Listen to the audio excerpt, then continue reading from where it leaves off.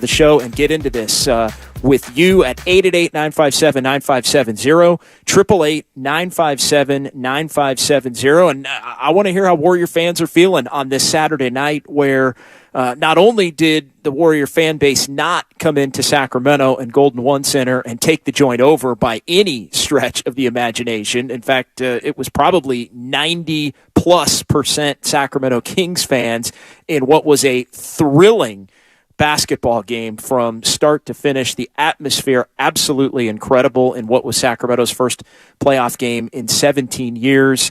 And the Warriors seemed up for the challenge at times, but I think the overarching theme in this one, and we'll get into a lot of the details, and it was sort of the question of the day leading into game one and this series, would the Kings be able to find ways to win games in similar fashion against the Warriors in a playoff series the way that they had in the regular season? And could the Warriors figure out a way to finish close games at the level that they hadn't been able to do it, in particular on the road throughout the course of this season? So far, game one, an extension of the regular season from that standpoint in particular. This was the kind of game, and I was going back and forth with Steiny a lot tonight, Matt Steinmetz, and we were kind of just exchanging thoughts on the game. And I said to him at halftime, I said to him, even in the third quarter, when the Warriors built the 10-point lead, but the Kings were kind of hanging around and De'Aaron Fox was starting to take the game over a little bit third quarter instead of fourth quarter, I said, this is the kind of game that the Warriors have lost a lot this season, even when seemingly things are in control. And this is the kind of game that the Kings have figured out ways to hang in and win, even if they don't play all that well in a lot of different phases. And so point blank, bottom line, right off the top here, and I want to hear from you as to reacting to this, but I think the Warriors are in trouble in this series immediately.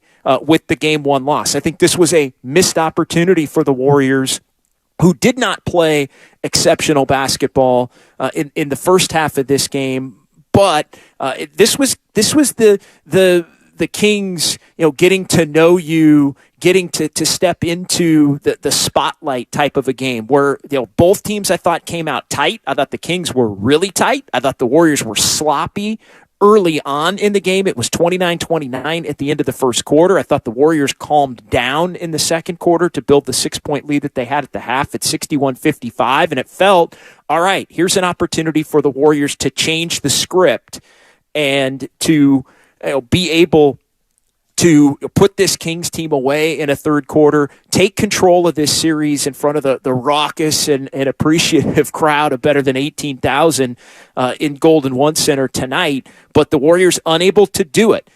Steph Curry takes a seat late in the third quarter. De'Aaron Fox takes over the game, and all of a sudden, a game where it looked like the Warriors were going to be in control, at least going to the fourth quarter with some separation. They found themselves down one going to the fourth, and the game flipped really on 2 counts in that third quarter. When Curry went to the bench, the Kings closed the quarter on a 13-4 run. De'Aaron Fox started to get rolling. He was spectacular in this game after a really rough start. Him and Sabonis both started off poorly. The Warriors were doing a hell of a job defending and collapsing in the paint. They did an exceptional job against Sabonis in there. Sabonis was 5 of 17 for the game, and the game really flipped twofold. When Curry checked out and when Sabonis checked out for Sacramento late in the third, and Fox was able to operate that run at the end of the quarter, allowed Sacramento to win the third 36-29 and go to the fourth with a 1-point lead. Back and forth we go, and the Warriors had to try to survive the beginning of the fourth quarter with a lineup of Draymond Green and Jonathan Kuminga, Dante DiVincenzo, Klay Thompson, and Jordan Poole, and immediately the Warriors got down 5, and they would battle back, get to within 1. There was some incredible shot making back and forth. De'Aaron Fox with 4 3-pointers in the second half as he got cooking there in that third quarter. Klay Thompson, on a night where I thought Klay's shot selection was horrendous, he was able to knock down a couple of big threes to put the Warriors up 1 twice, but De'Aaron Fox had an answer. As Fox was hitting threes, Monk was getting to the free throw line. Sacramento owned the offensive glass in this game, and ultimately that was enough for the Kings to win in really similar fashion to how they have won a lot of games this season. It always ends up in the mid-120s to 130, regardless of how it starts or how it gets there. There's always enough points being scored to where it gets into a 1 or a 2 possession game, and Sacramento has been really good in those instances, and their offense in particular has been really good in those instances. Defense, not so much. Warriors defensively have been better in clutch situations than they were tonight, but the offense not consistent enough. And whether it was turnovers at different points early in the game that allowed Sacramento to hang around, even though they were clearly trying to grasp and gain their footing as a team that was playing in their first playoff game together and the first franchise playoff game in a long, long time. But the Warriors, I think, had an opportunity to maybe seize more control. They couldn't do it early in the game, and then as things pushed forward, it became about the offensive boards, which led to some of the shooters getting open for Sacramento. You have the Fox takeover, and he's a handful when he starts getting right into the middle of the paint, right in that in-between game where he turns down the outside shot, can get by the defense and get in the lane, not all the way to the basket, but kind of in the between the free throw line and the basket for those little flip shots and those little 10-foot pull-up shots. He was cooking at that point. Malik Monk went off and joined the party and filled the void for what Sabonis didn't provide Sacramento in this game. And the Warriors wind up with a loss that puts them down in a series, losing the first game of a playoff series for just the 4th time in the Steve Kerr era. And the Warriors are going to have to bounce back in a big-time way if they're going to get back into this series. So 888-957-9570, 888-957-9570. It is Warriors Wrap-Up with John Dickinson here on 95.7 The Game. I want to hear from you. How concerned are you? Because I'm going to just say this off the top, and I've already set it up, and there's a lot of different things to get to. We'll get into all the minutia and the details and the different things. Anybody that thought this series was going to be a cakewalk, or the Warriors were going to kind of play around and they would have the advantage on Sacramento in terms of experience and all of that, that's done now for a couple of games. Like, you get it to a game 5 where it's 2-2, you get it to a game 7 where it's 3-3. There are opportunities then for the Warriors to assert themselves as far as the advantage of experience and being champions and all of that. But I'm telling you right now, the fact that the Kings, on a night where they really didn't play all that well, down 10 third quarter, come back on the defending champs in an electric building to win a game in basically the same fashion they've won a ton of games this season, that's a confidence builder for a young team against the defending champs. And when they take the floor on Monday, they're no longer in awe in any shape or form against who they're as to who they're going up against in this series. And so the Warriors are going to have to be better on Monday if they're going to even the series, and I think they're going to have to be more than just one level better to even the series on Monday. They're going to have to be a level and a half better because I think they have to anticipate that the Kings collectively are going to be better. Maybe it's not Monk at the level he played at. Maybe it's not quite Fox at the level that he played at, but others who maybe didn't play well for Sacramento tonight playing better.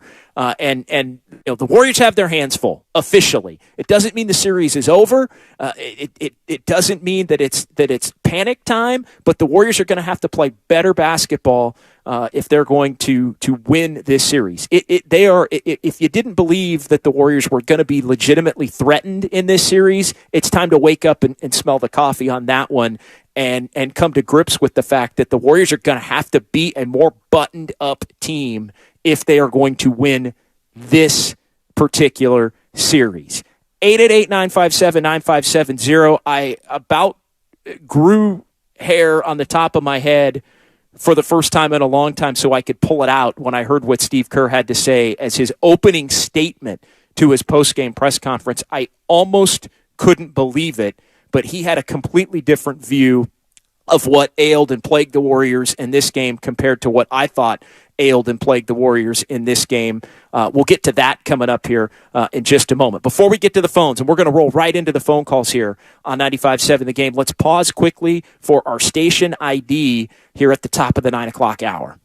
You're listening to 95.7 The Game, KGMZ FM in HD1 San Francisco. Always live on Twitch, YouTube, and the free Odyssey app. All right, 888-957-9570, Kings 126, Warriors 123, as the Warriors trail in this series 1-0, game number 2 on Monday here in Sacramento at Golden One Center. Let's go to the phones. We'll start with Robin in San Francisco to tip us off here on a Saturday night. Hey, Robin, how are you? Hey, JD. I wear my hair really short, so I almost pulled the little short hair that I have left out. Okay, maybe we could put it on your head. Anyway, yeah, I need a little help there, Robin. I'm going to tell you, I need a little help. Yeah. I looked you up, JD. You're doing just fine, sugar.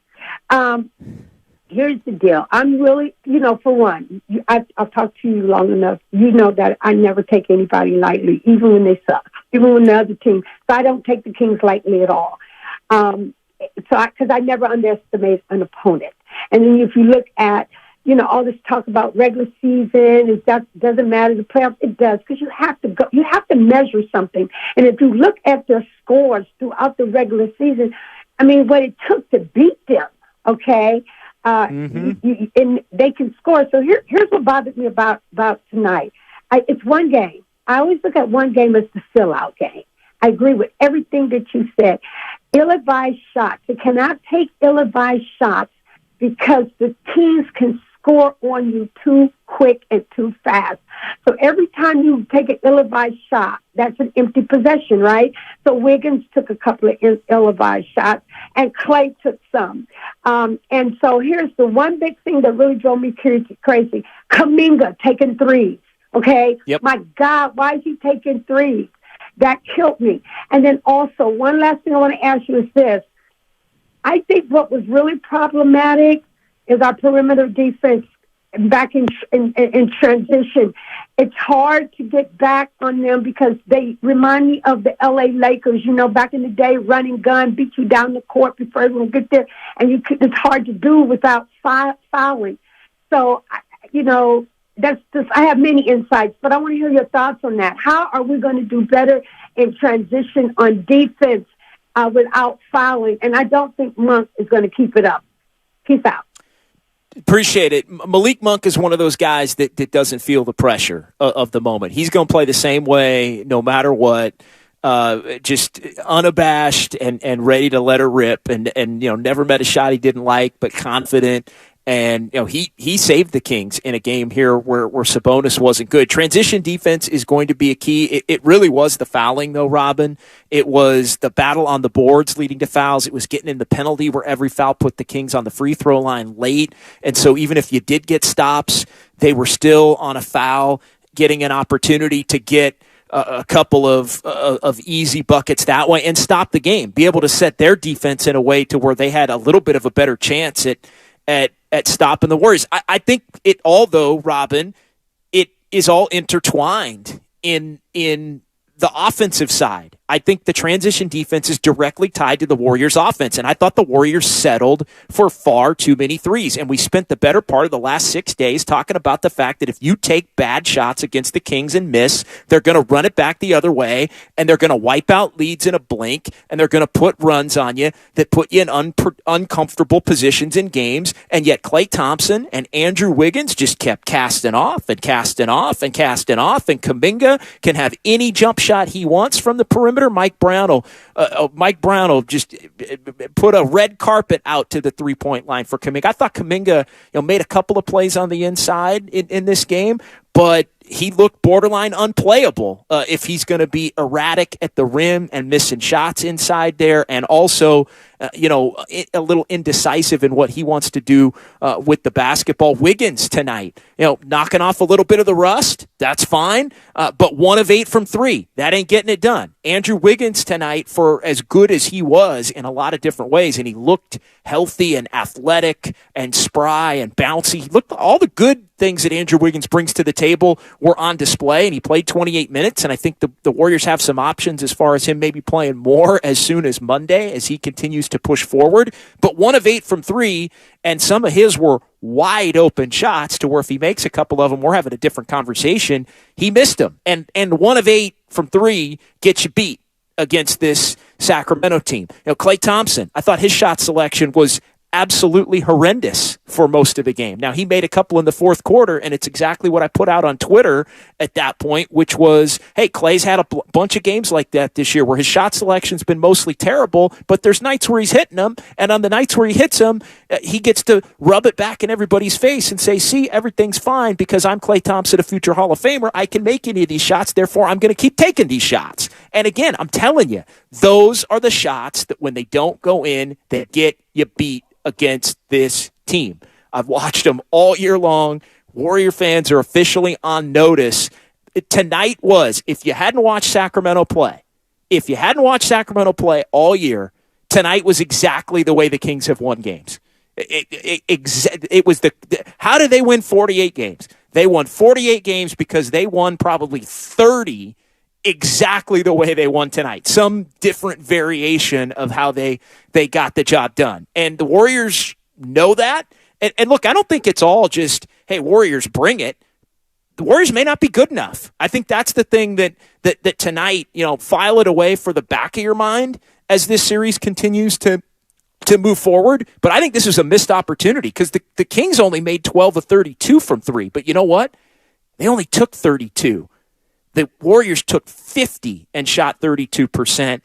Again, you couple that with the offensive boards. You couple that with Malik Monk shooting 14 free throws. He went 14 for 14 from the free throw line. Those extra points were huge. The Warriors have to clean all that up, but they have to clean all that up and hope that the Kings don't make 18 threes on Monday, because if the Kings make 18 threes on Monday and they shot it a little tight early, then we're going to be having a different conversation about why maybe that game didn't go the Warriors' way if they wind up down 0-2. All right, we got full phone lines, 888-957-9570.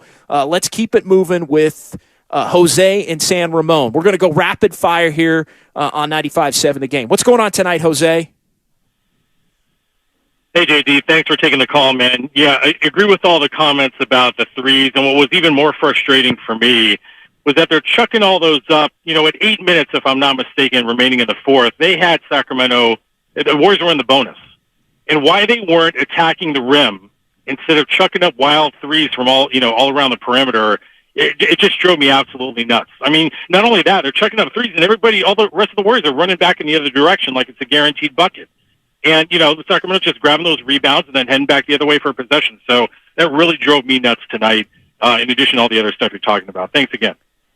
Yeah, appreciate the call, Jose. Third quarter, late, the Warriors push the lead to 10, and Fox starts taking the game over a little bit. Sabonis was getting worked, I thought, by the Warriors defensively, but then it was a turnover and a bad Clay miss, and it was immediately a 6-point game. Just like that. And it felt like a lot of the Warriors' hard work in this game went to waste too quickly because of the bad shots. And then because of all of that, it ended up close. And that's when all of the fouls and all of the offensive rebounds wound up being enough to put Sacramento over the top. And the Kings are one of the teams in the league, and we talked about this all week and on Warriors This Week and on Warriors Live. The Kings are one of the few teams in the league that in stretches can match the Warriors' shot-making prowess.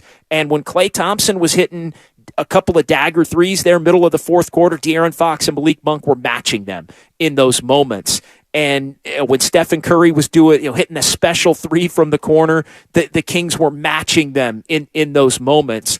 And, that got the Warriors beat in this one tonight. All right, Ian in Richmond, 888-957-9570. Ian is next here on 95.7 The Game. What's going on, Ian? Hey, what's going on, JD? How you doing, man? I'm good, man. Good. So, for me, I think the game was lost at the end of the third quarter when Curry sat down Curry. Curry was getting pretty hot there at the end of the third quarter. He set him down with 2.5 minutes left. And not only did he sit him down, but he also rested him at the beginning of the fourth quarter. To me, which I didn't quite understand why he did that, considering how hot the team was going at the time when Curry was on the court. So for me, I just felt like by the momentum going down for the Warriors, that kind of gave the Kings a little bit more encouragement to win the game. So that's just how I look at it. But thank you. It opened the window just a crack, and then the Kings came through it with a sledgehammer and the 13-4 run, and all of a sudden they were ahead. I mean, all night long, I thought, man, the Kings are like, how are the Kings only down 5? I swear, I looked up throughout the whole first half, and the game was tied, and then I looked up at the whole second half, and it was, oh wow, the Warriors are up 5, Warriors are up 6. It felt like the Warriors should be up 12-14, but I'm telling you, that's what Sacramento does. And yeah, there's no question. The Curry rest toward the end of the third quarter opened the door for Sacramento to make their run. They made their run. And then, look, Curry going to play Curry 40-plus minutes, at least in game one of a playoff series.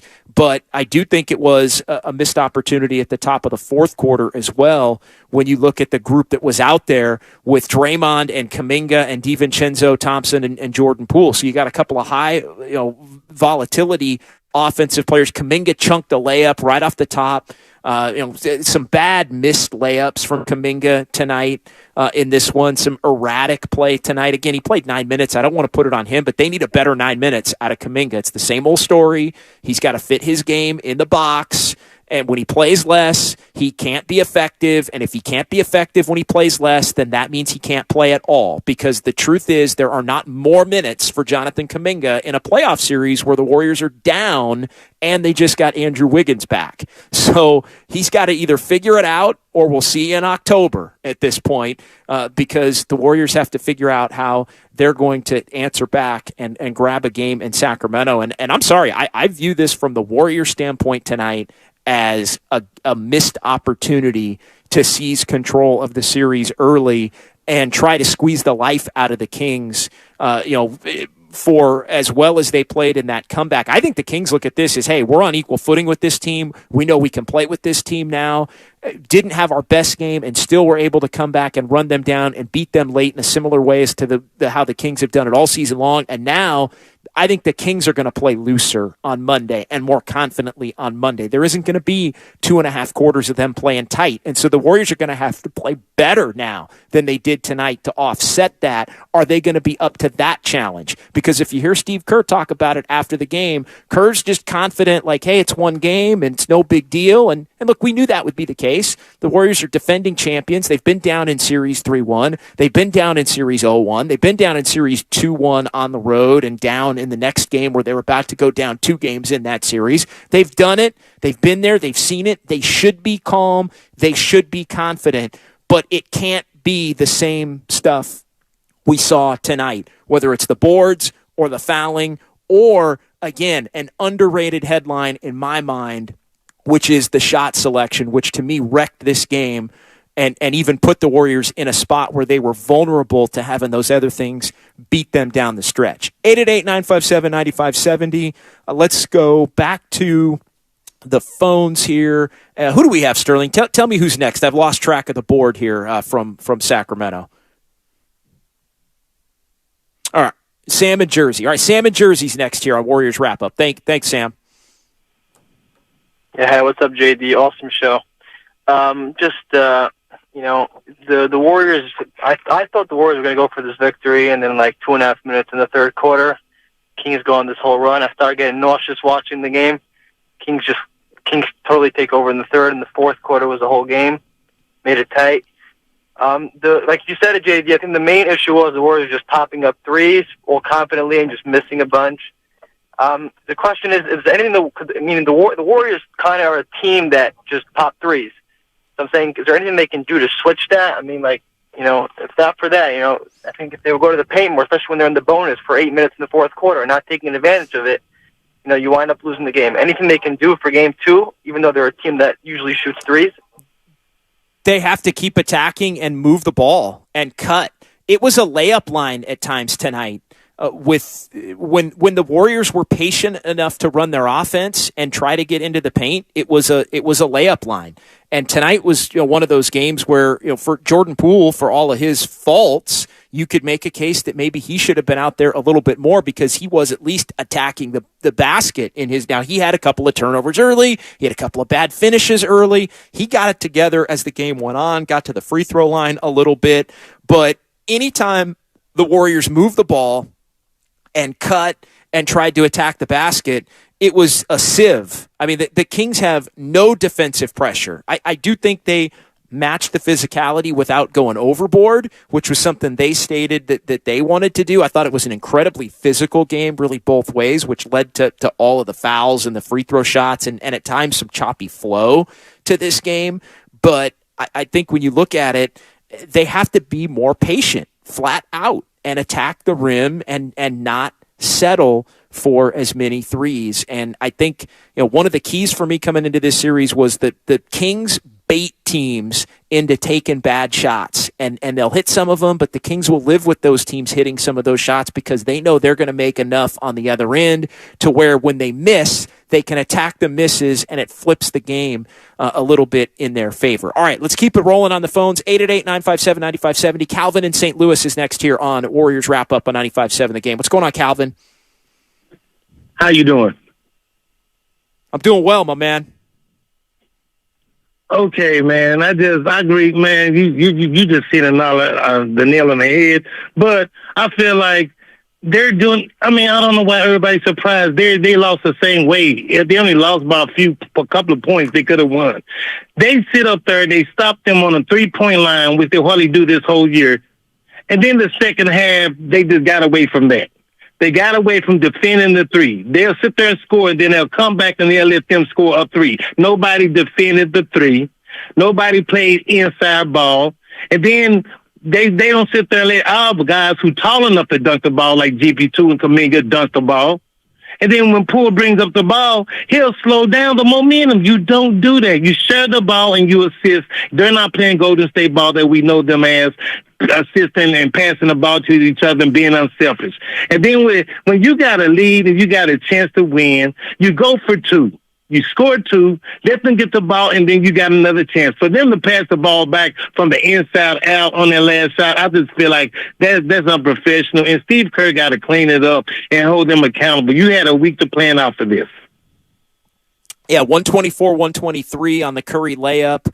Fox missed, but the Kings got the offensive rebound. The Warriors forced another miss, and then the Warriors don't take a timeout on that possession, and it winds up being the wide-open Wiggins three, the miss from the corner, one of 7 3-point shots that Wiggins missed tonight. Again, he looked good in a lot of ways, which I think bodes well for the Warriors as this series moves forward, but 1 of 8 ain't going to do it. And again, he's rusty. It's fine. That's part of the deal. That's absolutely within the realm of what could have been expected for Andrew Wiggins tonight. But it also got the Warriors beat tonight because he didn't knock down a couple of those shots. and the Warriors end up losing this game by 3. 888-957-9570. Andres in South City. What's going on, Andres? What's up, dude? Thanks for the follow on Twitter, by the way. I just want to talk about, I don't think Kuminga played about, the game. I know 10 minutes, it's not that big of a deal to, it's not that big of a game to, judge him, but he had 8 points. He was one of the only ones with even numbers on a plus and minus. I mean, he was even on a plus and minus. And I don't know. You literally just mentioned the last play in which Wiggins was wide open. I feel like we had more time. Clay probably should have laid that up. But I don't think we need, we should be going for threes if we don't really need to. And I saw a stat on Twitter that said in the last 5 minutes, the Warriors were 2 for 2 on in the paint, and then 5 of 15 from threes. What do you think from that? Also, what do you think of the officiating? Thanks, man. Have a good night. Yeah, again, all night long, it was a layup line when the Warriors chose to take it. I think I tweeted it 5 times tonight and probably could have tweeted it 10 more. When the Warriors ran their offense and attacked the basket and moved the ball downhill and cut and passed and moved without it, the Kings are awful defensively. When you cast off from 3 and play into their hands and miss, they run it back the other way and they shave points off of a lead very quickly, and they hang much closer in a game that they should be down more in, and then they beat you late. That's the Kings in a nutshell this year. They are gritty in their own way. Nobody. I know Mike Brown's called them soft at times. But I think that's more just a coach trying to get on his team and keep them motivated. They fight and hang around and come back. For as much as the Warriors have blown leads on the road, the Kings have come back home and away to win some games. And again, tonight, very much on brand with what we've seen. The officiating, I thought it was a pretty evenly officiated game. I think you could make a case. Sabonis got Draymond down there on a rebound that went the Kings' way late after a miss. But I think for the most part, it was a pretty evenly officiated game. We talked about it on Warriors Live, the fact that the Warriors, I do think, can get to the free throw line in this series because the Kings do foul a lot too, but the Warriors fouled more tonight and fouled and got in the penalty and then fouled to allow Sacramento and Malik Monk in particular. Fox got to the line 12 times, hit 8. Monk got to the line 14 times. He also got into the paint and finished 8 of 13 for 32 points. Monk and Fox, the two best friends from Kentucky, go for 70 against the Warriors in game 1. And Fox, after a bad start, I got to give him credit. He was the best player on the floor tonight. Him and Steph Curry. I mean, you could make the case it was Curry, but Fox took the game over when his team was their most vulnerable and kept the Kings in it. Some of that was with Curry not on the floor, but this was a coming out party kind of a game for De'Aaron Fox, and he did a lot of the things that we've seen him do all year long. And with the nation watching and in front of what was an electric Golden One Center crowd. There was a lot made this week before we get back to the phones as to what was the crowd going to be like and how many Warrior fans were going to make the trip. And I'll be honest, I got to give Kings fans a hat tip tonight. They were awesome. They were awesome. The atmosphere was absolutely electric.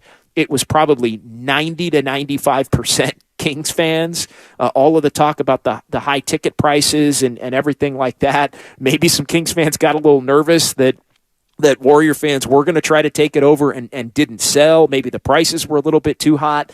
And maybe Kings fans just showed up and showed out because there hadn't been a playoff game in this city of Sacramento in 17 years. Either way, it was Oklahoma City at its best, or Portland at its best, or old Sacramento at its best. And I can tell you, as somebody who covered the Kings in the mid-2000s to late 2000s, it was awesome. It was we believe 2007 Warrior style or 2015 finals run Oracle style tonight. It was edgy and entertaining. We got to find out what happened to our guy E40, by the way.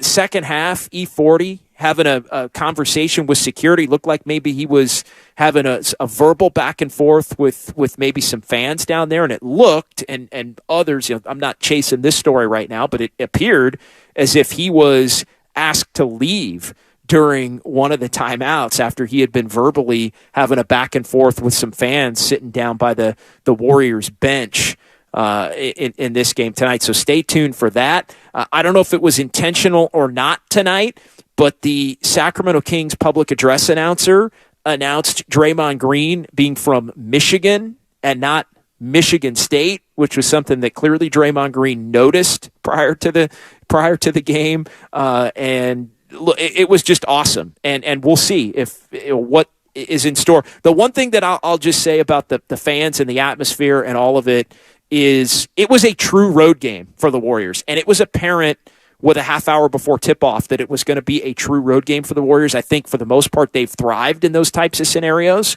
where they've been over the years in those hostile environments. But it was definitely a true road game. There was no help from the Warrior fans of 25, 30%. None of that was on display.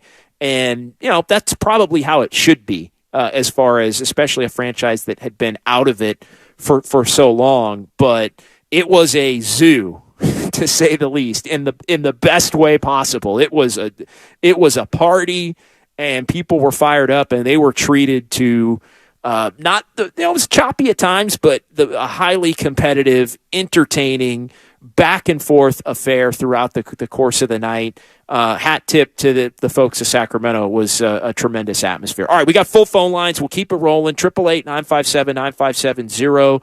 888-957-9570. Andre in Oakland next here on 95.7 The Game. What's going on, Andre? Yeah, how you doing?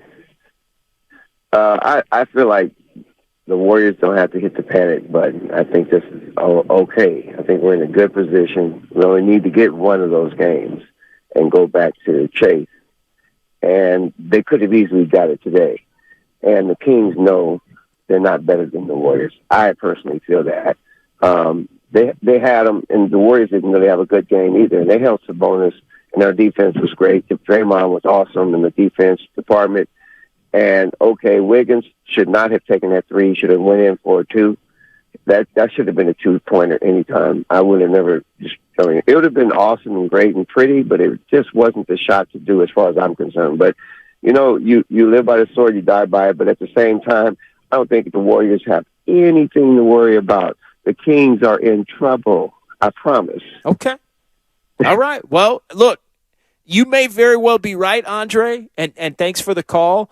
But for everything that the Warriors did well tonight that they know they have to do better, or didn't do well tonight that they have to do better, there are things that Sacramento on the other side can do differently in the next game. That's the reason why they win that game.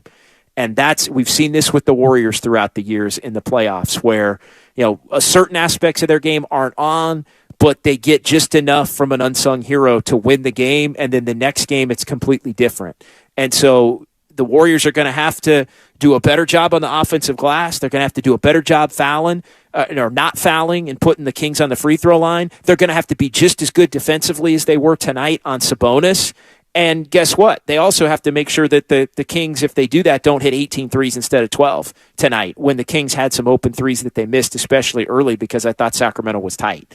So that now becomes a factor in this thing as well. And look, Steve Kerr wasn't panicking postgame. First words out of Steve Kerr's mouth in the postgame press conference when asked about the shot selection, he didn't think shot selection was a problem. He went right to the offensive boards and the fouls and Monk's big game and Trey Lyles' big game.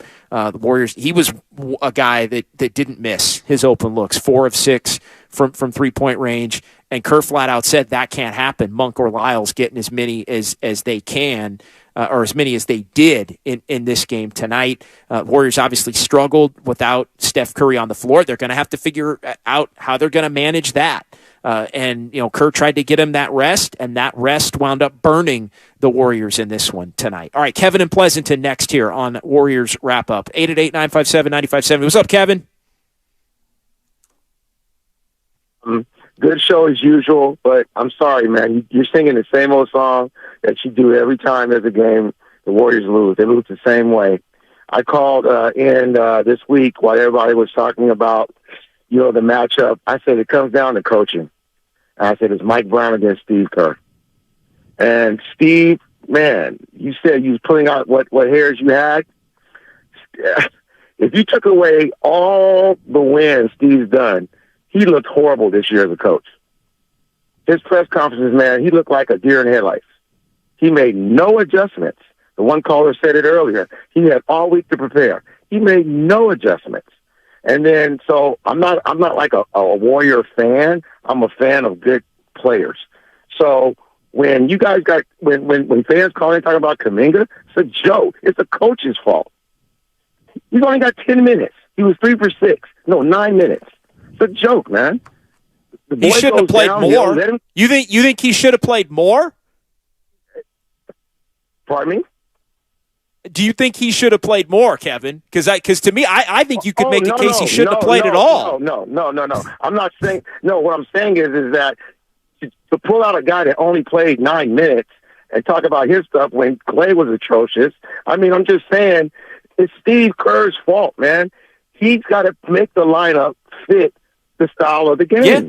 And he's just no question, Kevin. We agree on that. And I'm gonna leave you be on that note, Kevin. We agree on that. He's got to figure it out. Again, he's preaching poise and calm and that everything's all right.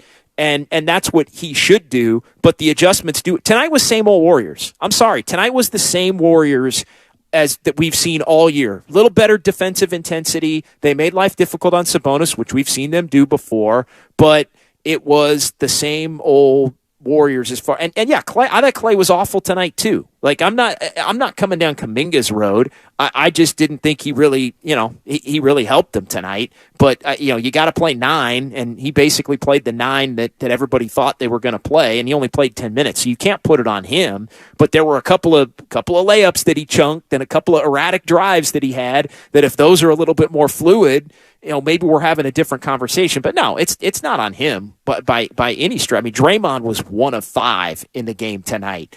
Klay Thompson just chucking. This was one of those games where, again, he hit some big ones, but the bad ones killed you. The bad ones absolutely killed you when they don't go down, and this is something familiar. Like everybody when he has a big game is, give Clay his flowers. Clay's back. It's 2019. Everything's the same. But when he has a game like tonight, then what?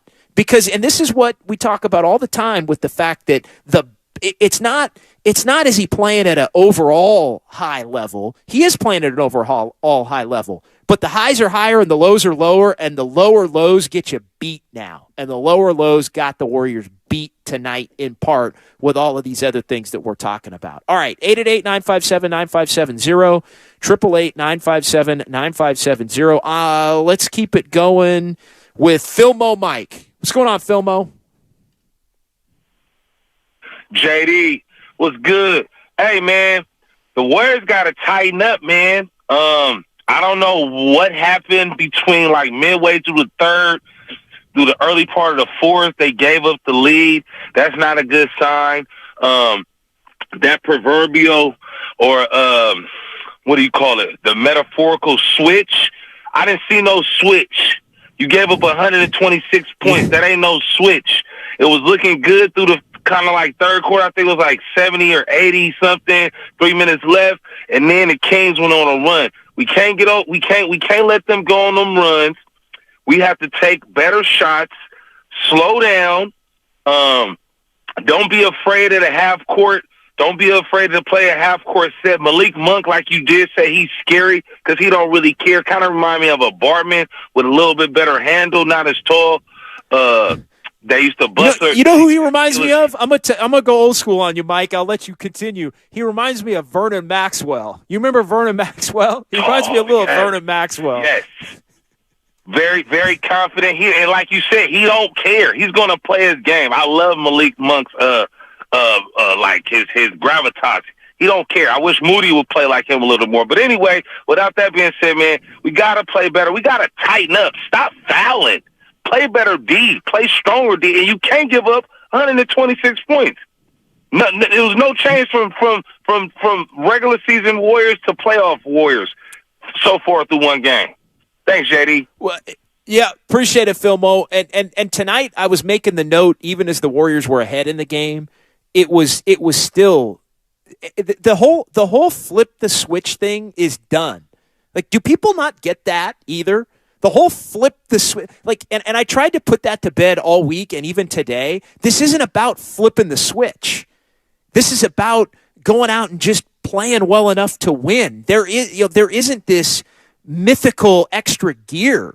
It's go out and when you're down one with 17 seconds to go, maybe a call timeout and drop a play that gets yourself a layup against a defense that basically is a sieve to any team that attacks it and tries to cut with guys getting downhill and going to the basket. 480 chiming in. JD, you think Kerr should have called the timeout? In the moment, I was thinking yes, but it's kind of 50-50 with looking at whether or not you want to be able to attack a defense that isn't set. But to me, I would have gone with a more organized situation. I think Steve Kerr didn't want to give Mike Brown the opportunity to prepare his defense.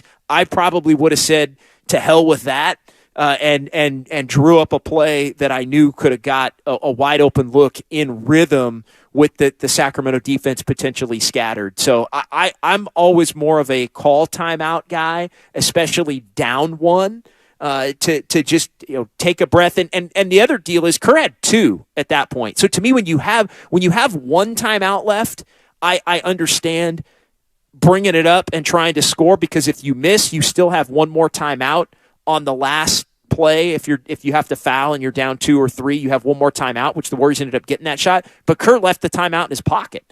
He could have called the timeout, set up a play, Warriors not get it, and then you're also managing the time a little better. You call the timeout, you set things up, you give yourself more time if you don't score to foul and then have that second possession again. And so I think, again, it's a little bit hindsight 2020, but when you have two timeouts, to me, you might as well take them and not take them with you, especially in a game where you're down one. Now, if it's a tie game, I think that's a little bit different. I tend to, all right, tie game, let's go for it against an unset defense. But I don't like the fact that with the two timeouts, you don't take one again against a defense that has been as poor as Sacramento's was. And the Warriors made the Kings defense look as terrible as it's been all year, but they let them off the hook. I mean, the Kings ended up with 60 points in the paint to the Warriors 44, and a lot of that was because the Warriors settled. 888-957-9570. Let's keep it rolling with Leo in San Francisco here on 95.7 The Game. What's going on, Leo? Oh, yeah, thanks for taking my call. Well, you and the caller before stole all my thunder about flipping the switch and all these other things, so I'll bring up a different point. What concerned me was the Warriors in terms of in the fourth quarter especially. It just looked like they were stuck in the mud. They've had the same problems all year with trying to keep guys from driving the basket, and just the points in the paint will tell you that hasn't been rectified. But I think, Kuminga only getting 10 minutes and Moody not playing, I think those two guys got played a little more on defense and matching them up and get a little more energy when they're going to have to give those Curry and Clay and Draymond more rest. Otherwise, I'm afraid the Kings at this pace, they're going to blow the Warriors out of the gym. I don't think the Warriors are going to win a game in Sacramento if this continues. No, I think the Warriors are a lot more vulnerable right now than meets the eye. And I don't know if it's bravado or it's not paying attention or if it's just, being euphoric on the glow of all of the success that the Warriors have had.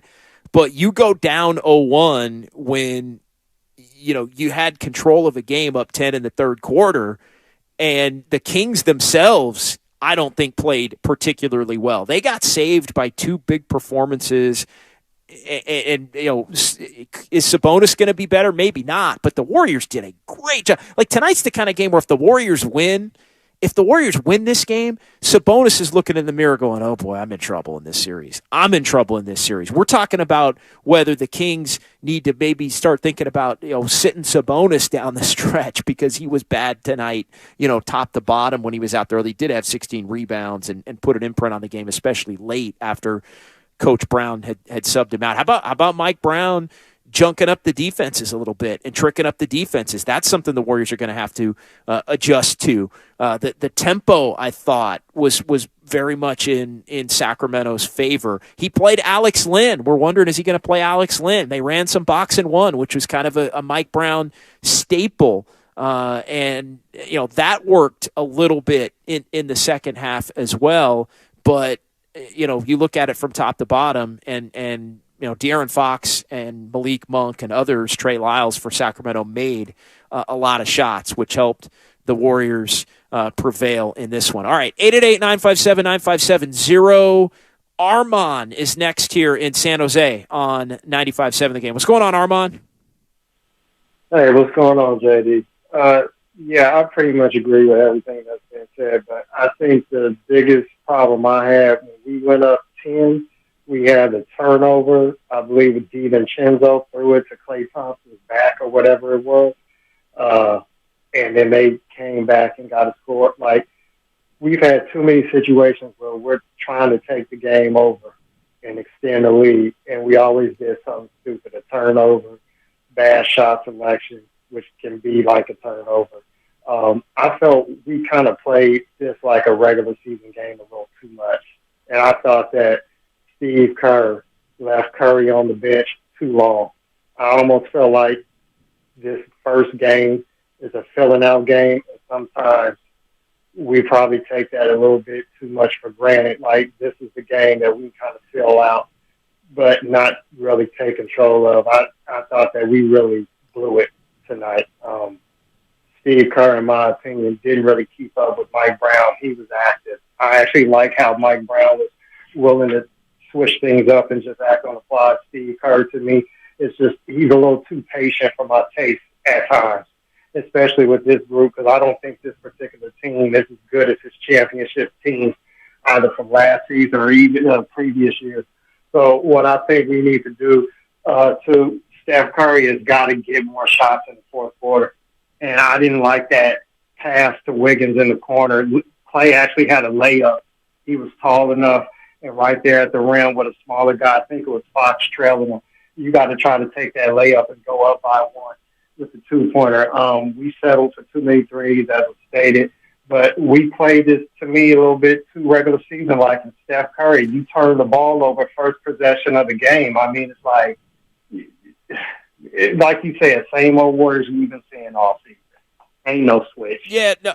But I think we can still win game two. Yeah, no, look, the series is not over, but I think they missed an opportunity tonight. Like, any thought of this being a short series is gone.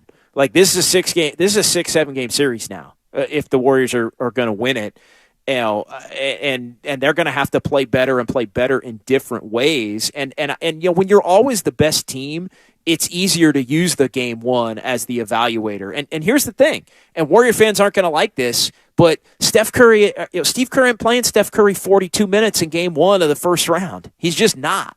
And, De'Aaron Fox, as a younger player, he can play 40, 41.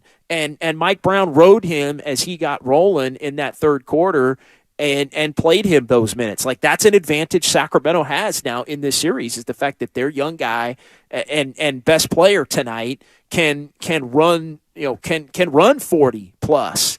And so, how do the Warriors deal with that? I think when you look at it always comes down to who's playable and who's not. And the Warriors tonight, you start looking at who's playable. DiVincenzo only 20 minutes. Like, Steph and Klay and Draymond are going to be out there. Looney, I thought, was really good tonight for the most part. Klay's going to be out there for sure. Peyton got his 20 minutes tonight. Wiggins got 28. You need him to make more shots than he did tonight. But it looks, at least right now, as if the Kings have as many playable players as the Warriors. And I'm sorry. I feel like the Warriors right now have 8 playable players in this series. And we'll see what happens moving forward, but it looked like the Kings had 8 playable players tonight. Keegan Murray was a little rough around the edges in his first playoff game, but he only played 15, got a couple of shifts in each half, and the Kings were able to play Malik Monk and have some different small lineups and Trey Lyles, and they got everything from Trey Lyles that they didn't get from Keegan Murray tonight, and so that was offset, and they were able to win the game. All right, we'll pause here. We'll come back. We'll get to some more phone calls. 888-957-9570. Kings beat the Warriors 126-123, and you heard it right here on 95.7 The Game. U.S. Bank is ranked #1 in customer satisfaction with retail banking in California by J.D. Power. Since California is home to most award shows, we've prepared a thank you speech. To Californians everywhere, we've been proud to help you plan, budget, and save smarter. Our goal tracking and budgeting tools would have no place to shine if it weren't for you, and we can't thank you enough for that. And thank you to our real-life humans who go above and beyond for our customers every day. Bravo, U.S. Bank, bravo! For J.D. Power 2023 award information, visit jdpower.com/awards. Member FDIC. Noble Gold Investments has made it their mission to stay on top of the most important economic news. 3 bank runs in the last month. These are the second largest.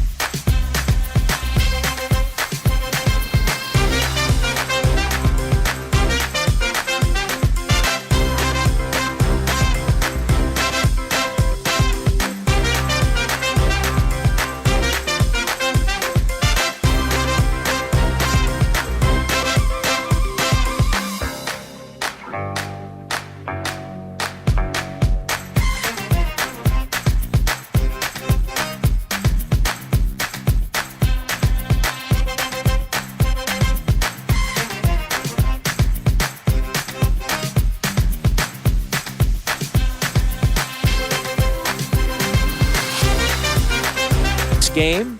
Warriors trailing 0-1 in the series. Warriors seemingly pretty confident in the post-game press conferences from what I've been able to glean to this point.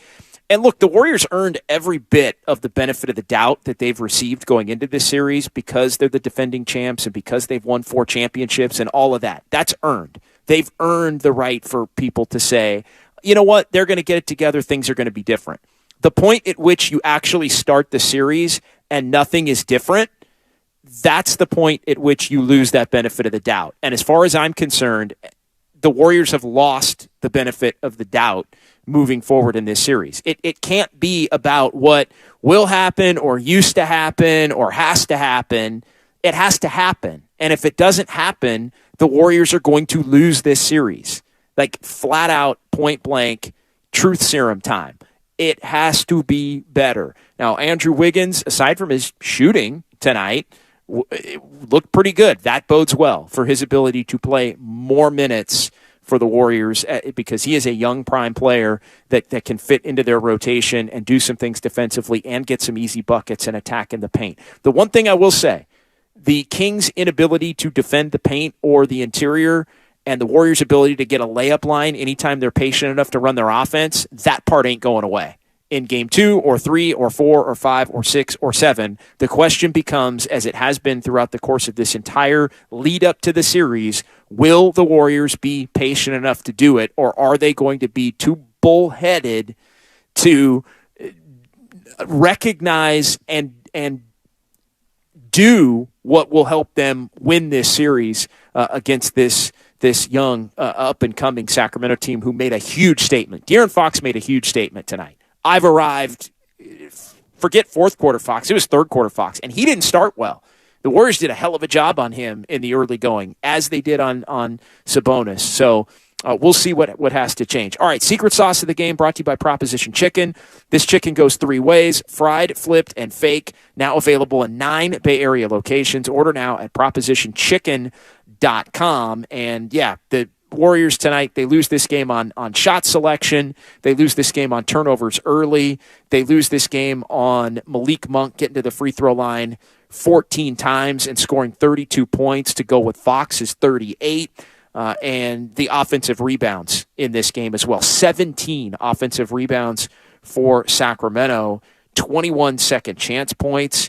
And you look at points off turnovers in this game, the Warriors turned it over 15 times. Kings scored 16.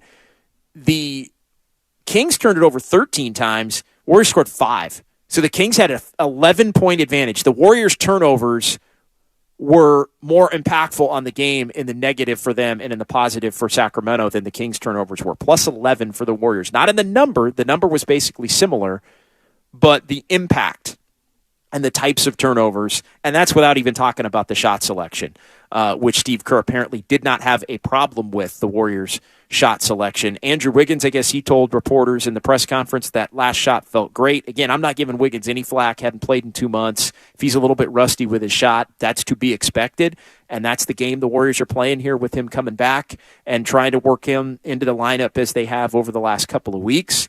But, Klay Thompson saying, hey, he feels good that the shots he missed tonight are going in. All right. We've seen that before with Steph and with Klay. But those shots are going to have to fall if the Warriors are going to get back into this series. And it only takes one. Warriors win on Monday night. It's 1-1 going back to Chase, where the Warriors have been excellent. And all of a sudden, this series immediately takes on a little bit of a different tone with things shifting to San Francisco. But all of that, your secret sauce, brought to you by Proposition Chicken. Again, fried, flipped, fake, now available in 9 Bay Area locations, or you can order at propositionchicken.com. All right, 888-957-9570. Let's go rapid fire back to the phones. Nick in Berkeley next here on 95.7 The Game. What's going on, Nick? Not much, man. Hey, basically, the Warriors have been doing the same thing all year. And so, what do we expect to put them on the road right now? They just got to get more rebounds. Make more free throws, man, and not turn the ball over a couple times in this ball game for the Warriors. You know what I'm saying? The game is very simple. But, I don't think Kerr is panicking, and I don't think Kerr is, sitting there doing nothing either, because basically he's just keeping out what the other coach is doing. So, you know how basketball is. It's all give and take. It's a chess match, man. It's for the long haul. I remember when Phil Jackson lost a couple of opening games in Chicago. So, it's like, man, like Kerr knows what he's doing, and the Warriors just got to suck it up and get rid of these young upstarts, because if they go down 2-0, it could be interesting after that. No doubt. And look, the Kings played as well as anybody on the road. I know the Warriors have been great at home, but this is kind of what I'm getting at with respect to, everybody expects the Warriors to, at a minimum, come back 1-1. Well, what if you don't now? Like now, when you lose game one, you now have to look at game two and at least ask yourself the question in the back of your mind, well, what if they don't? What if they don't? Then game 3 and 4 become must-win games. And that's where a team like Sacramento, who's gaining confidence by the game, has a shot to really just come in and let it all hang out. Like, that's the game where if you don't get game 2 and the Kings come out in game 3 and they're just free and easy, now all of a sudden those shots that they were missing early in the game tonight because they were tight start falling, and then you're in trouble based on the fact that those shots start falling, even though you're back at home and you're thinking things are about to change. These playoff series are fragile. One game does not make a series, especially a game where a home team holds serve, but life comes at you fast, and the Warriors can be nonchalant about it for about 48 more hours, but it's on them to make the proper adjustments to attack the Kings on the interior with ball movement and cutting and not settle for as many three-pointers. They can't foul as much as they did tonight, put the Kings on the free throw line, and they have to figure out a way to hit them on the glass and get them off the boards as well if they're going to pick up the win in game 2. And they're also going to have to handle Domantas Sabonis and his scoring. Sabonis was 5 of 17 in this game. You got to be able to replicate and duplicate that, which I think is going to be no easy task, although Warriors did it well in this one. All right, D in Walnut Creek next here on Warriors Wrap-Up. What's going on, D? So much for taking my call. I just wanted to say overall that I'm not too concerned with, how the game went and how everything went down. I mean, if Wiggins hits that corner 3, or if, Steph Curry he threw up a runner at the end, but I think if he realized he had a little bit more space, he could have set his feet and had it easily gone in. And if they won, we would have had a different story. Be talking about how good Looney played against the bonus and whatnot. I thought, basically at the end of the day, you saw how De'Aaron Fox in the fourth quarter just went all out. And basically, they just wanted it more, and they had nothing essentially to lose. You saw the electric atmosphere, and, they just wanted it more. But I think in game 2, we may see a letdown in them, and this is where the experience, I think the Warriors, where the experience of the Warriors is going to come in. And I expect them to respond, with a strong game 2. Thank you. All right, thanks for the call, D. From D, we go to Henry in San Jose, 888-957-9570. What's going on, Henry? Hey, JD, how's it going? Good, man. How are you? Good. I got 2 issues with you. One is that I think you're putting too much blame on Clay. I think that he's earned the right to take those shots, although I do agree with you that at the end of the game, the Warriors should have gone in for 2. Like you said, the Sacramento Kings are sieves to the layup line. But I take more issue with Andrew Wiggins taking some of those shots when he's so rusty. He played great in on the defensive side, and he played great in the rebounding of the games. But you know how it is, JD. You don't do something for 2 months, and he's taking those shots at the end of the game. He should have passed it to other people to do a layup line. And then lastly, I just wanted to say, the Sacramento Kings played really, really well. DeAndre Fox is a superstar in the making for sure. But, Malik Monk, his scoring is typically around 13 points for the season. He scored out of his mind. That is not going to happen. This game reminded me a lot of the Boston Celtics games last year when Al Horford scored out of his mind. They were statistically insane in, I think, game 1 or game 2, whatever that game was, and then they came back to earth. So I feel good about the chances about the Warriors coming back. All our players were, in or above their average. And the only thing the adjustment that I see for next time is go to the hole, go to the rack, and get some buckets, easy buckets. They got to be more patient. I think that's fair as far as Clay, and I think it's also fair as far as Malik Monk. The only thing I'll push back a little bit is it may not be Malik Monk who scores 32. Maybe Malik Monk hits his average or gets 15 in game 2. Well, what if Kevin Huerter has 20 instead of 6? Because Kevin Huerter was awful tonight shooting the basketball and 0 of 5 from 3 in his 30 minutes and 3 of 12 overall. So, again, that's the thing. When you win the first game, you have an opportunity to attack it a different way in the second game and still be able to get the job done.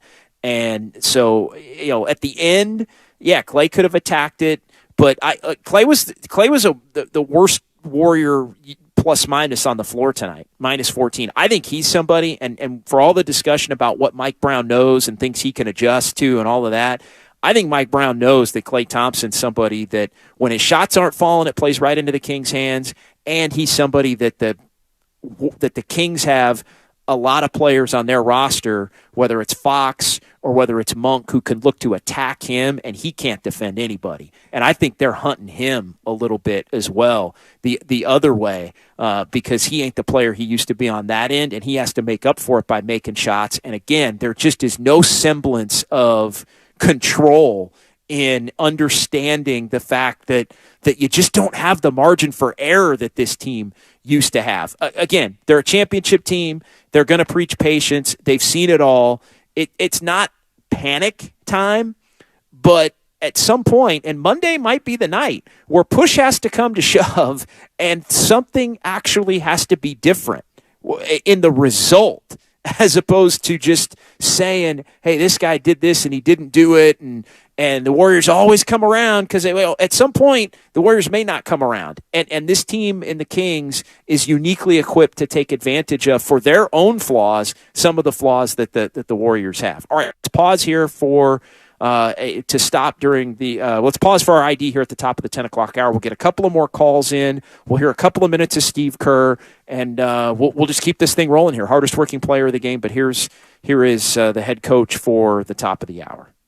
You're listening to 95.7 The Game, KGMZ FM in HD1 San Francisco. Always live on Twitch, YouTube, and the free Odyssey app.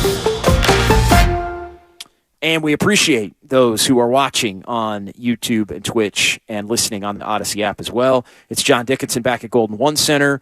Kings beat the Warriors 126-123. 888-957-9570. That's where Rob in San Bruno checks in next here on Warriors Wrap Up. What's going on tonight, Rob?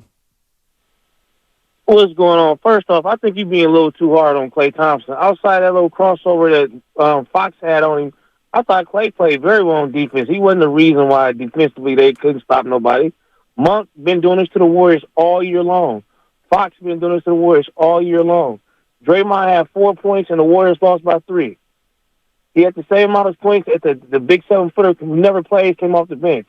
Lyles outplayed Draymond Green. The problem, again, and we blaming Wiggins, don't take this shot, it's Kerr's fault. No.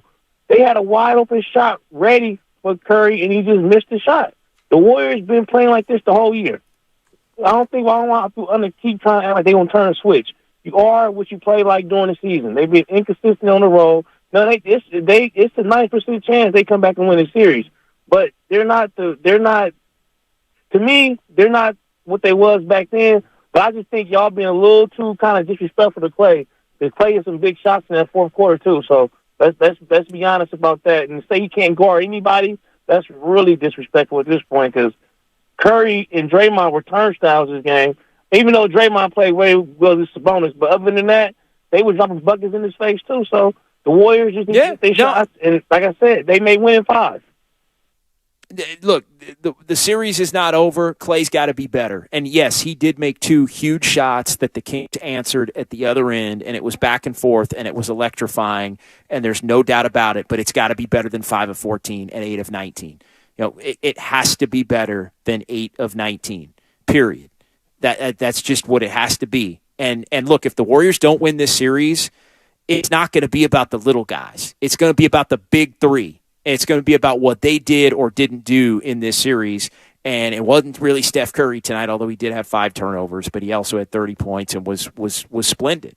And, look, Clay may come out and hit 11, he may hit 10 threes on Monday night, and the Warriors win. But that plays with what we've seen all year. Clay's either spectacular or he hurts them.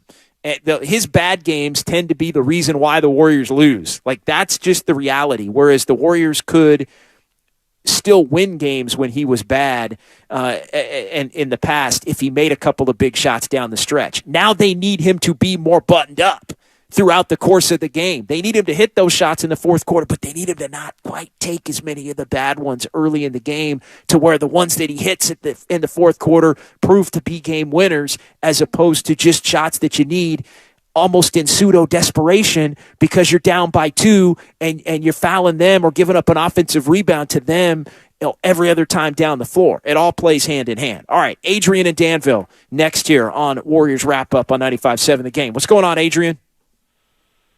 Well, unlike everybody else, I think you're being way too hard on Clay. And, Curry sucked to me tonight. He had 5 turnovers. He did not play well. I mean, he to me, Thompson and him, they were like, uneven. And they were there. Dante should have got more minutes. He was, and Kuminga should have got more minutes. And you know what? Oh. They were there. They could have won, but I think you're just blaming Clay. Like, hey, Curry did not play good today. I don't care what, Hey, let me tell you. No, look, Adrian, that's fine. You can say Curry didn't play well. We can have that conversation, and I got no problem having that conversation. He had 30 points on 6 of 14, 11 of 20, 5 turnovers, not great. He had 6 boards. Like, you can say Curry didn't play that well. Klay Thompson stunk compared to the way Curry played tonight. Stunk. And I'm not saying he stunk overall, but in comparison to Curry tonight, Klay Thompson stunk. Okay? So that's just reality. That's just reality with a capital R. As far as DiVincenzo playing more, I'm kind of with you, but here's the thing. How does DiVincenzo play more than 20 minutes if Andrew Wiggins is playing 28 minutes now in his return? Well, I think the only way you can do that is if you don't play Jonathan Kuminga at all, which personally I'd have no problem with at this point, but I'd have to look at the combinations to see if that's even plausible. But, I'd rather see DiVincenzo play 20, 26, 27 minutes and just play 8 at this point. Because, again, it's about reducing the margin for error, and there was just too many erratic plays tonight, whether it was pool turnovers or Kuminga chunked layups or Clay bad shots, or Curry turnovers. All of those things played a role in this one for the Warriors, which winds up getting them beat. And this was a text I wanted to get to as well from the 480. JD, what worries me is the Warriors blew this game tonight. The Kings will have more confidence going into Game 2, which makes winning that game harder than it was tonight. I agree with that. Maybe the Warriors are going to sit back and watch the tape and have practice tomorrow in Sacramento and look at everything and go, you know what?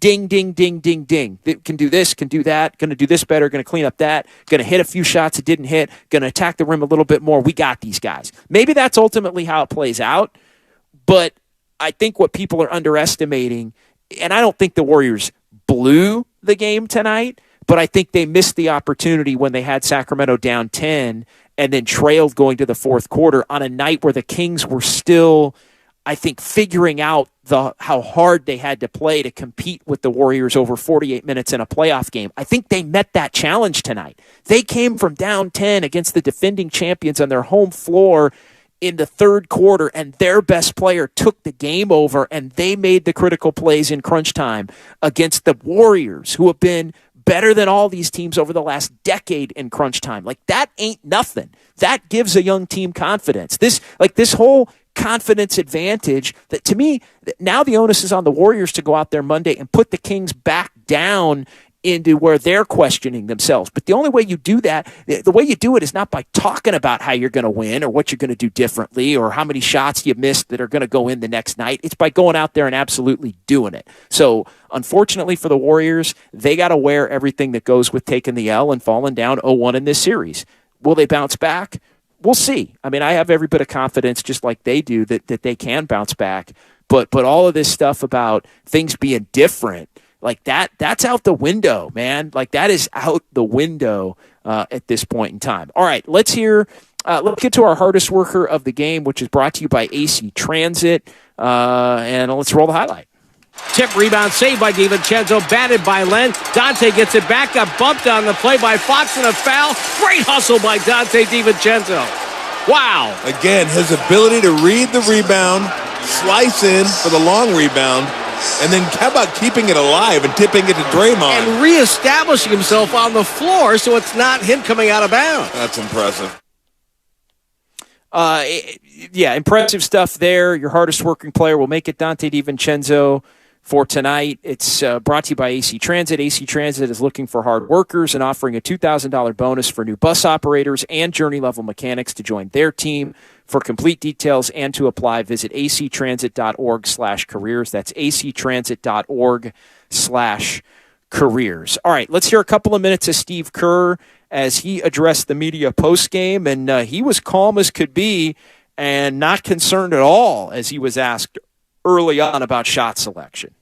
One possession I'm thinking about in particular, it was a quick Clay 3 out to a quick Wiggins 3, missed both. But just generally, what did you think shot selection-wise overall tonight? I think you guys took 53s and then, down the stretch.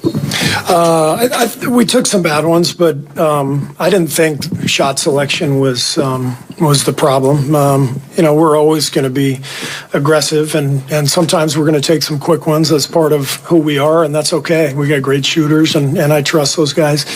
The issue was the offensive boards. You had 17 of them, a lot of them in the second half when we had built that 10-point lead, and that allowed their shooters to get open. Late third, they made their run. They had, I think they got several buckets off of offensive boards, and that really hurt our momentum. De'Aaron Fox got going there. Yeah. Was there something that you schematically that you tried that just didn't work, or was it just him being able to get shots when it went? No, he was great. He made 4 threes in the second half, and he's one of those guys. If he's gonna shoot threes like that, it's going to be a tough night because I think he's 32% for the season, and so you have to play the odds. You can't, especially with all the shooting they have on the floor. So he made some big ones. You give him some credit. I don't think I'm going to look at that and say, well, that was something we could have done differently. I look more at Malik Monk getting 14 free throws. That's a huge killer for us. Fox is a great player. He's an all-star. He's going to do his thing. But we did not do the job on Monk or Lyles. We had a couple of transition breakdowns in the first half where I know Lyles got a wide-open 3, his first one, and that can't happen. You can't give a shooter a wide-open look with a breakdown, because now a guy like that makes one and the next one is much more likely to go in. So those two guys off the bench, they combined for 48 points and the 17 offensive boards. Those are the things I look at. Steve, how would you assess how Andrew looked in his first game back? Wiggs was great. So awesome to have him back. We're whole with him out there. Our team makes sense with Wiggs back. I thought he looked really good. I thought he first half he was amazing. Second half he maybe wore down a little bit, which is to be expected. Given that he hasn't played in a game in over 2 months. But he was fantastic. It was wonderful to have him back. Steve, did you plan to play him this much, or did he just earn those minutes, closing both halves, closing the game? And obviously the ball found him at the end, and he did not make his shots. Are you fine with those shots being taken? Yeah, we'll take that shot all day long. Left corner, 3, that's his spot. And but that was the plan, to go in, have him finish every quarter with 6 or 7 minutes, and then rest at the top of every quarter, and get to 25, 28 minutes. I think he was at 28 something. So that was kind of what the plan was. I thought he played great. 4 block shots. He's so dynamic defensively. But again, comes down to rebounding. 17 offensive boards is tough in a playoff game to win when your opponent gets 8 more field goal attempts. I think maybe 9. No, it was 8 more tonight, and that was a direct result of the offensive boards. Seems like Wiggs' instincts were right there. I mean, he was cutting without the ball. Yeah. I'm curious, that part of his game, and I saw you talk to him right after the final buzzer. I mean, was that just encouragement, I assume? I just told him how happy I was to have him back. I mean, again, he's such a big part of our team. He's so important for us. And, most importantly, we love having him back in our locker room, competing with him, and he's been through a lot, and we're just so happy that he's out on the court playing again, and gives him a little bit of a refuge, being on the court and being with his guys. So, it's great to be back in the fight. I mean, I know we came up short, but it's a great game. We're thrilled to be back here in the playoffs, and have a shot to repeat and do what we want to do. That's all we can ask for. But we're obviously playing against a hell of a team, and we got to clean some things up and do better in game 2. Steve, I have 2 questions for you. The first, you guys struggled a bit more when Steph was not on the court. So what did you see in those Steph-less minutes that needs to improve for game 2? Well, when he went out late third, that's when we gave up the flurry of offensive boards. So, you're always more vulnerable when Steph is on the bench, just because, he's not out there to protect you with a couple of buckets or whatever. So we have to be more solid as a team in general, but especially when he's off the floor.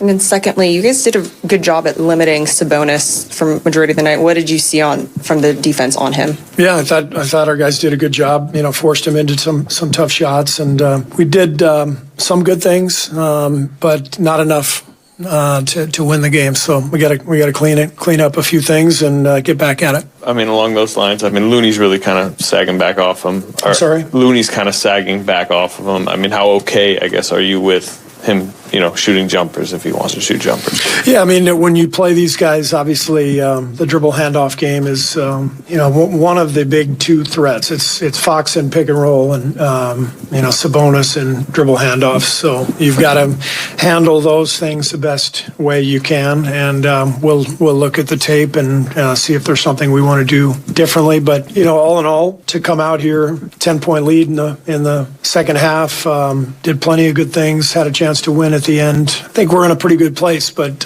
we just couldn't complete the game tonight. But 7-game series, so we'll bounce back. Coach, a couple of things. One, Draymond played 33 minutes tonight. We saw him go back into the tunnel at one point in the fourth. Was there an issue there with him? Normally he would be playing, I think, high 30s in the playoffs.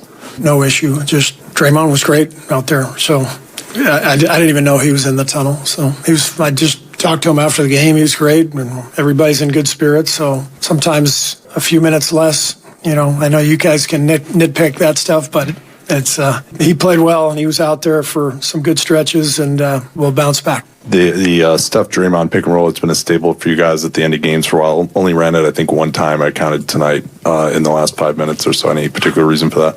Well, they played a lot of box and one tonight, so they tried to disrupt, some of the pick and roll game, and so that forced us to do some other things. But that's all part of it. So we'll look at the tape, and if that's something we need to do more of, then we'll do more of that. You mentioned Monk's 14 free throws. Why do you think? Why did he get to the line so much? I didn't think we were in tune with him early. He got free on several dribble handoffs, got downhill on us, and attacked the rim. And so we've got to do a better job, especially in the first half. See, much was made of Sacramento's inexperience in the postseason. What did you see in the fourth quarter and of closing time of a game like this from them? They did a good job. They won the game. So they beat us by 2 in the fourth quarter. That was in the end we lose by 3. They played well. Yeah, the Kings did play well. The atmosphere electric, and interesting with Mike Brown being able to do the box and one and break up a little bit of what the Warriors' go-to is with the Steph and Draymond pick and roll down the stretch in games, and really trying to use that to take advantage and exploit the Sacramento team defensively there. The Warriors are going to have to figure out the non-Steph minutes and Steph's rotation. I know Anthony Slater asked him after the game about that, Steph, and he kind of gave that smile. They got to figure out how to survive those minutes, because the Kings play Fox they rest him in the middle of the first and third quarters, and then they bring him back. So Fox is on the court when Curry is not on the court at the beginning of the second and the fourth quarters. And so I don't know how the Warriors go about trying to fix that. I know they want to let Curry be able to stretch his legs as much as he can at the beginning of the game, not sit him in the middle of a quarter, but that's a sneaky area where the Kings can exploit the Warriors without Steph Curry on the bench. They got to figure out a lineup, or with Steph Curry on the bench, that they can play in those minutes where those two are not on the floor together. Those are areas of the game where, and tonight was one of them, where Fox really got going, and it got the Kings back into the game to a point where it was a close one down the stretch, and then some just incredible shot making by Sacramento in those clutch moments. That's something I do think it's fair to ask, hey, can the Kings continue to duplicate that over and over in this series? But the reality is they don't have to do that to win every single game in this series moving forward. So we'll call it a night on that note. Great stuff here for the last 90 minutes, basically. A lot of great phone calls, full phone lines, text messages, and we'll reconvene on Warriors Live at 6 o'clock here from Golden One Center on Monday night as the Warriors try to get back into the series and even things up as the series will shift back to the Bay Area for games 3 and 4 following game 2 on Monday. All right, thanks to Sterling Bennett.